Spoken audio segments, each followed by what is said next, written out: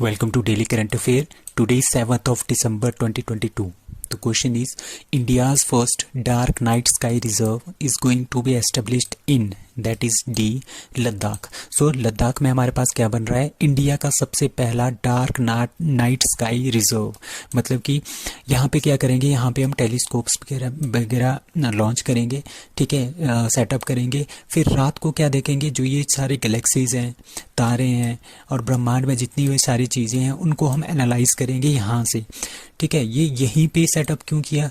क्योंकि अगर हम और स्टेट्स को देखें, किसी भी स्टेट्स को, ठीक है, पहाड़ों वाली स्टेट्स को छोड़ के, ठीक है, तो हमारे पास जो रात का जो आसमान होता है ना वो अच्छी तरह से दिखता नहीं है, ठीक है, due to pollutions. But Ladakh में क्या है, लद्दाख में ये काफ़ी क्लियर स्काई होता है, ठीक है, यहाँ पे पोल्यूशन बहुत कम है. इसकी वजह से हमने इसको यहाँ पे सेटअप किया है. ठीक है, तो इंडिया का पहला डार्क नाइट स्काई रिजर्व जो लद्दाख में बन रहा है. कहाँ पे बन रहा है? इसका नाम है हैनले विलेज. ठीक है, Hanle village in Changthang region में. ठीक है, ये नाम आपने याद रखना है, Hanle village in Changthang region में इसको प्लेस कर रहे हैं. ठीक है, इसकी हाइट है 4500 metre above the sea level. ठीक है, और यहाँ पे सेकेंड हाईएस्ट ऑप्टिकल टेलीस्कोप भी रखा गया है. ठीक है, by Indian institute of astrophysics. इसकी वजह से क्या होगा, first dark night sky reserve की वजह से यहाँ पे क्या होगा, यहाँ पे जो एस्ट्रोफिजिक्स वाले जो टूरिज्म हैं, ठीक है, जो कि रात जिनको ब्रह्मांड के बारे में जानना होता है, जिनको ये देखना होता है कि बाहर हमारे स्पेस में क्या क्या चीज़ें हैं, उनके लिए काफ़ी ज़्यादा एक अच्छा टूरिस्ट अट्रैक्शन भी बन सकता है.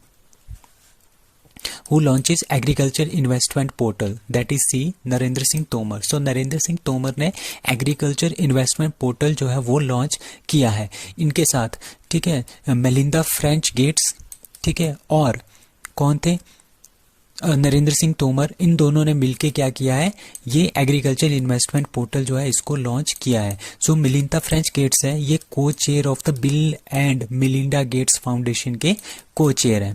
ठीक है, इट इज़ वन स्टेप. ठीक है, अब हम देखेंगे कि जो ये एग्रीकल्चर इन्वेस्टमेंट पोर्टल है, ऑनलाइन पोर्टल है, इसके अंदर क्या क्या होगा.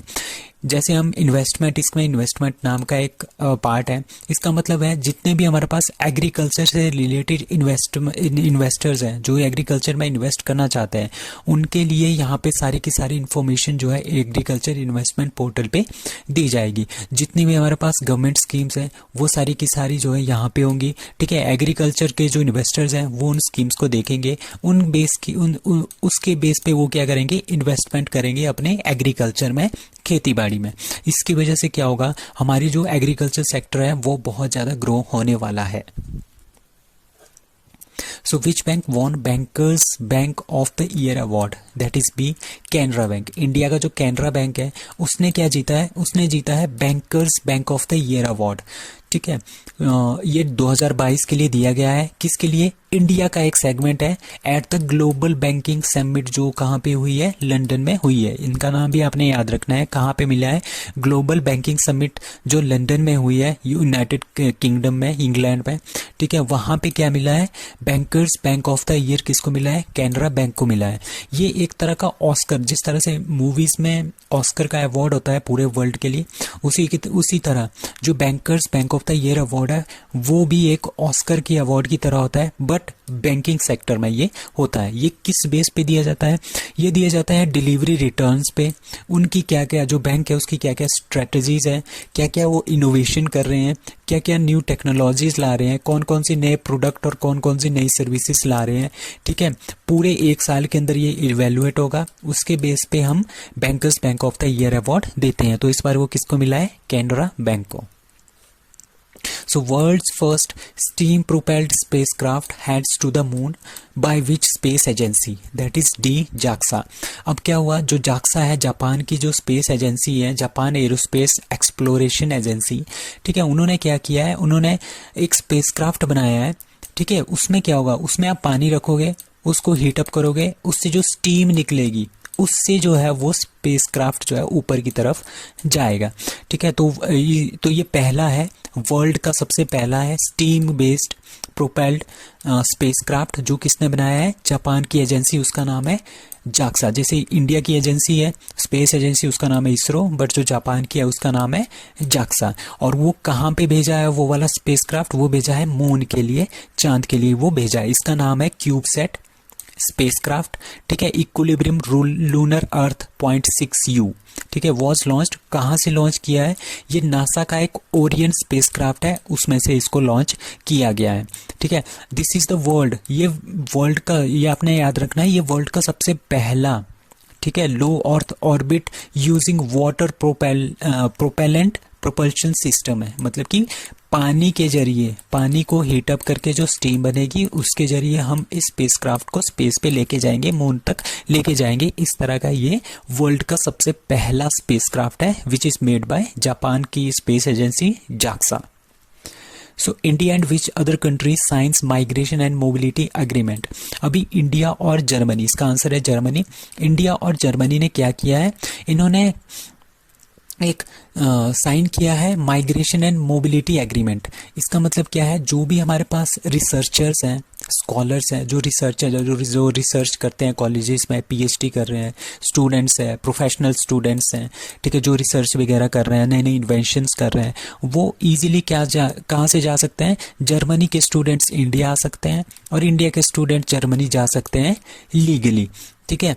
तो उनको कोई भी वीज़ा के चैलेंजेस फेस नहीं करने पड़ेंगे, जिस तरह से कई कंट्रीज़ का वीज़ा लगता नहीं है, ठीक है, उनको इस तरह के चैलेंजेस जो है वो फेस नहीं करने पड़ेंगे। इस तरह से क्या करेंगे ये, इस तरह से ईजिली जो स्टूडेंट्स हैं एक जगह से, इंडिया से जर्मनी जा सकते हैं, जर्मनी से इंडिया आ सकते हैं। सो इस तरह का एग्रीमेंट किसके बीच में हुआ है, इंडिया और जर्मनी के बीच में हुआ है।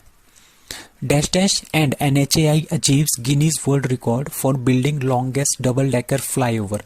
अब Nagpur metro and NHAI national highway authority of India, इन दोनों ने मिलके क्या किया है, इन्होंने एक डबल डेकर, सबसे लंबा डबल डेकर जो है फ्लाईओवर बनाया है, ठीक है। ये हमारे पास देखो हाईवे है और इसी के ऊपर हमारे पास क्या है, मेट्रो जा रही है, ठीक है। हाईवे जो है NHAI का है और ये जो है ये है नागपुर मेट्रो, ठीक है। तो ये इस तरह का सबसे लंबा जो है इन्होंने लॉन्गेस्ट डबल डेकर फ्लाईओवर बनाया है, ठीक है। इसकी जो लंबाई है वो है 3140 मीटर, मतलब 3.140 किलोमीटर के आसपास, और ये वर्धा रोड पे बना है, नागपुर महाराष्ट्र में इसको बनाया है, और ये वर्ल्ड का सबसे लंबा है इस तरह का कोई भी डबल डेकर फ्लाईओवर, ठीक है। इस प्रोजेक्ट से बनने से क्या होगा, इससे बनेगा सेविंग ऑन लैंड, ठीक है। अब अगर ये वाला फ्लाईओवर कहीं पे और जगह पे बनाना होता, ठीक है, तो और जगह लगनी थी और लैंड एक्विजिशन चाहिए थी, ठीक है। तो इन्होंने क्या बना दिया, हाईवे के ऊपर ही इसको बना दिया है, ठीक है। इस तरह से इसकी ज़मीन की भी सेविंग होगी और कंस्ट्रक्शन कॉस्ट भी कम आएगी, और ट्रैवल टाइम भी जो है वो क्या होगा, एयरपोर्ट तक कम होगा। So international conference on J.C. Bose, a satyagrahi scientist, organized in that is B, new Delhi. So new Delhi में ये इंटरनेशनल कॉन्फ्रेंस जो है वो ऑर्गेनाइज की गई, उसका नाम है J.C. Bose, ए सत्याग्रही साइंटिस्ट, ठीक है।